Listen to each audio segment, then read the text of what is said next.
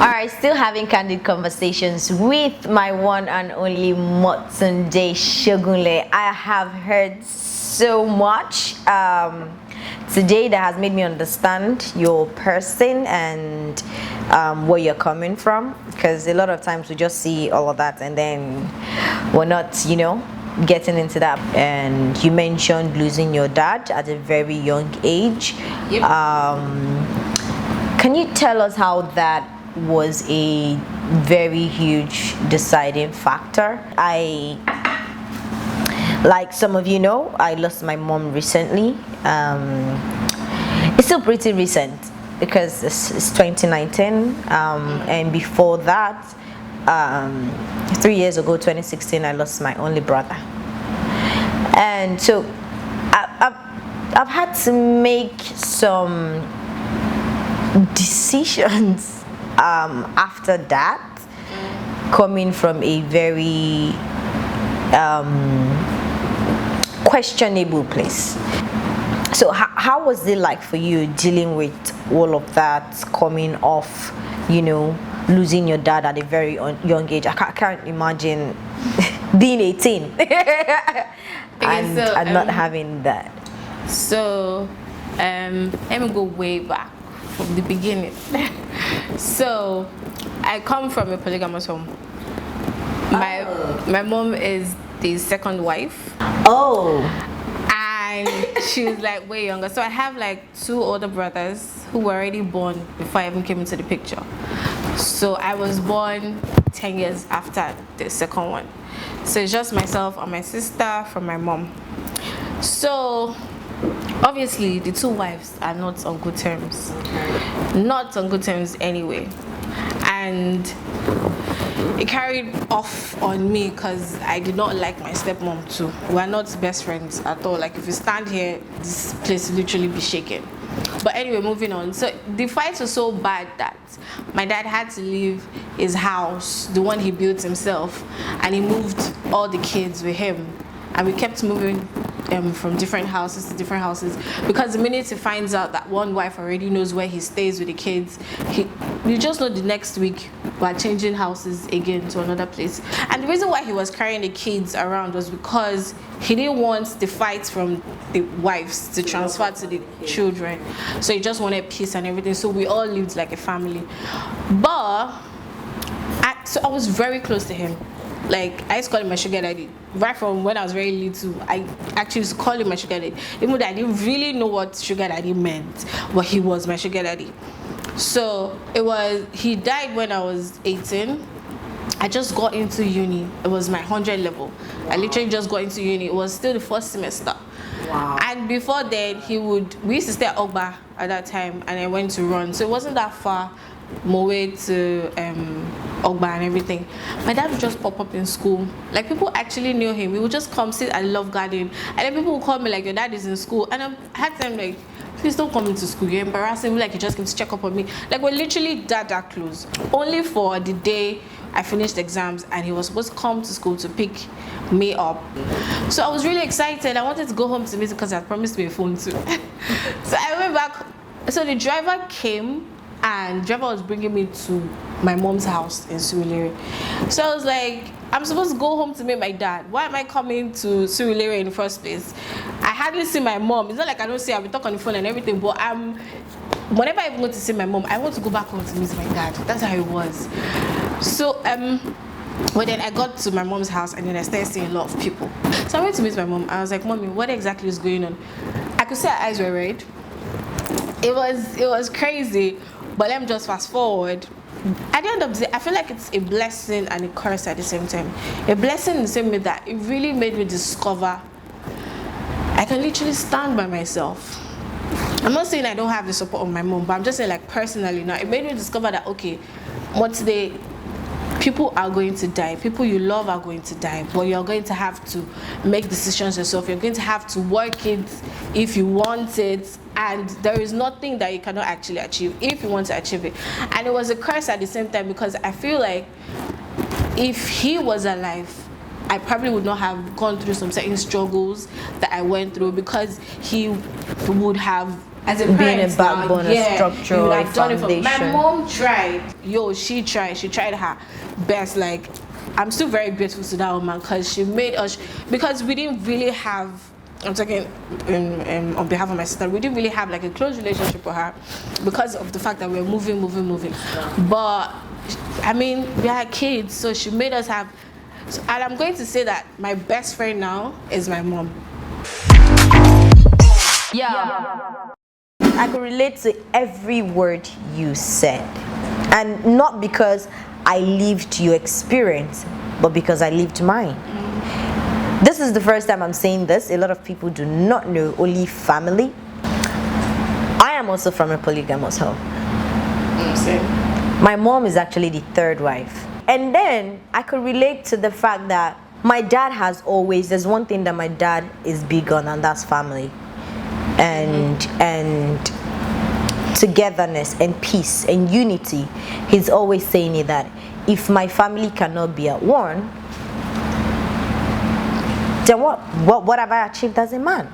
Like, if I cannot make peace in my home, if I cannot make my home peaceful, or you have my family be in unity, in one accord, what have I achieved as a man? So whatever led him to that point where he had 3 wives and 5 kids has happened. But then, how can I move on from it? How can I make sure that my own errors and mistake or decisions doesn't affect my children, in a certain way? And I know it kind of like messed with my childhood a bit, because then, so it didn't mess with it because there was a whole lot of fighting and all that. No, the wives, they lived apart for a while, but it messed it up because a lot of time we had to make sacrifices. Because, and my mom is somebody that she is big on family too. So she wants this togetherness, this unity, this peace, this being everybody, calling everybody mom, everybody calling. I don't think everybody mom, calling everybody my peaceful. kid and my child and my whatever. My mom has always been big on that. So I can remember countless number of times growing up when my mom is a designer. She's a fashion designer. When she makes Christmas clothes for us, she makes for every other kid the same material, the same outfits, the same kind of clothes. You get? But then he sees this other person complaining that, oh, her kids' own are better than my kids' own. She made it better. She made it this and that. Oh, they didn't even go as far as saying that she wants to collect their destiny from. Yeah, no, that kind of thing. You get? And all of that. And then it got to a point where we had to compromise because some Christmas were not so great. But because we live with this man, we know this man's capability. We know this Christmas cannot afford to be great. But they don't. So they are going to drag him 6 ways from Sundays if he doesn't make sure that Christmas, it is Christmas there. So what do? We're like, you know what? Let Christmas be every other regular day. They can have Christmas. So whatever it is we have, whatever it is we can raise, we'll just move it, send it to them and make sure they have the Christmas that they want to have.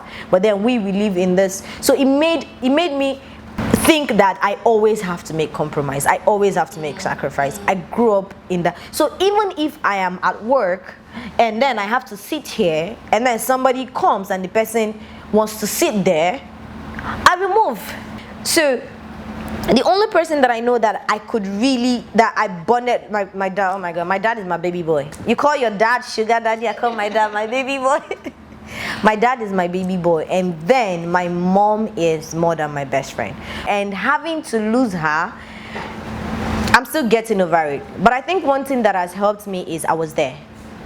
So you were so young, I don't know how you came out of that, or how you have been able to handle that over the years, and how you have been this person you are now.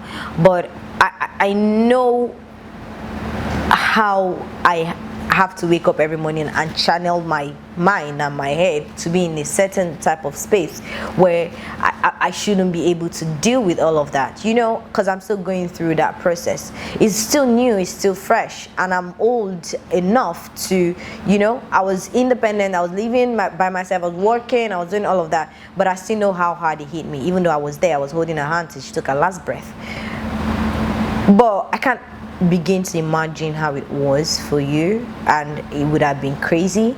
But I am so glad that you went through all of that and you came out like this, and you are this person you are today. And please permit me to say this: your sugar daddy is one proud guardian angel where he is right now, because you are constantly making him proud. All right, so let me say this, that I am so proud of you, and I really appreciate the fact that you can come here and have this conversation with me. It is. Have you ever had this? Have you ever like really opened up like this? I think like I have really, totally, completely. really talked about it. I think the only time I really talked about it was the point when myself and my mom now became like pretty close, because I just had to start telling her that, Mommy, you know, I'm not used to you, but now that I have to leave, it's just like, it won't be here, I'm your mother. But yeah, oh well. So talking about the woman that you've turned out to be today, what would you say is your, proudest moment? That moment where that thing happened and you feel like, oh, I want to call my dad and tell him this is what happened. But you can't, but at the same time, you talk to him like he is there and he is present and you can feel him. And that moment for you has been so significant, and you can say this is like my proudest moment ever. Thank you very much for that question. Okay, so I mean, before now, there has been a couple of times that I have been very proud of myself. But this year, let's like 2 weeks ago, actually. So I started working for a TV station, and then I invited a couple friends over for a talk show. So I was seeing my friend off, and we got to the junction because she doesn't know her way around the area. So I stopped the bike to help lead her out to the junction where she'll be able to face the express. I stopped the Malam, and Malam called my name, and I actually looked like, I was like, Motunde, now you are the call now, and I'm like, oh my god. I was like, you know, be macaroni that I'm like, oh hi. It was like, I didn't watch them now. They watch. I said, you get phone. He said, my people be they watch them. I was so. My friend was just laughing like, alright, me superstar. And I felt like, I have goosebumps right now. I feel like, wow, I'm actually being seen. Like, I know, yes, I am being seen, but you know, there's a difference between people on social media and people that don't even have access to. It took a while before I accepted I was me he was calling, because I felt like he can't be called. I can't be the Motunde he's calling. And my friend was like, well done, you're a superstar. I'm like, wow.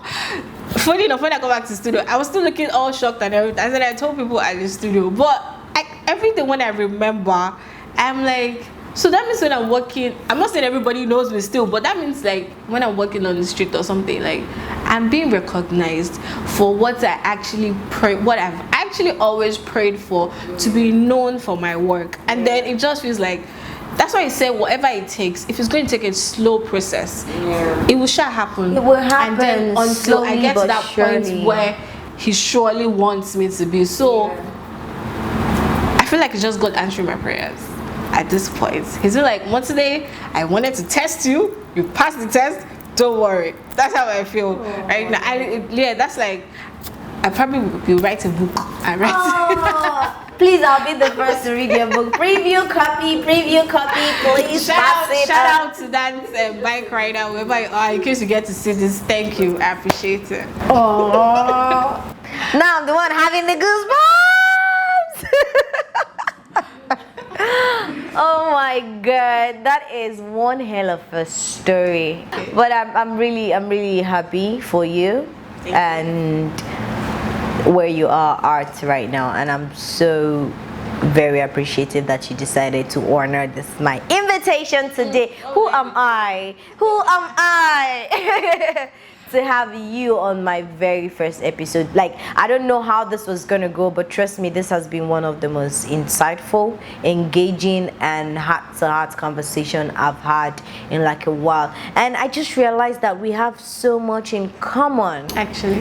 Like, who would have ever thought, coming from where we're coming from, we've had almost similar challenges, and all of that has kind of like shaped us, and we're where we are at the moment. And it hasn't actually stopped us. Yes, it hasn't. We moved. keep pushing and keep moving, and I appreciate that. And then I just want to say thank you so much. Thank you Motunde. too for having me. Thank you for joining me. Okay, so we've come to that time of the show where I am going to say see you next episode. I'm not going to say bye bye because it is see you soon from me to you. I love you all, and thank you for joining us on this episode of Candid Over Coffee. Keep watching, keep clicking on the like button, and please do comment, share your stories with us. We want to hear your stories.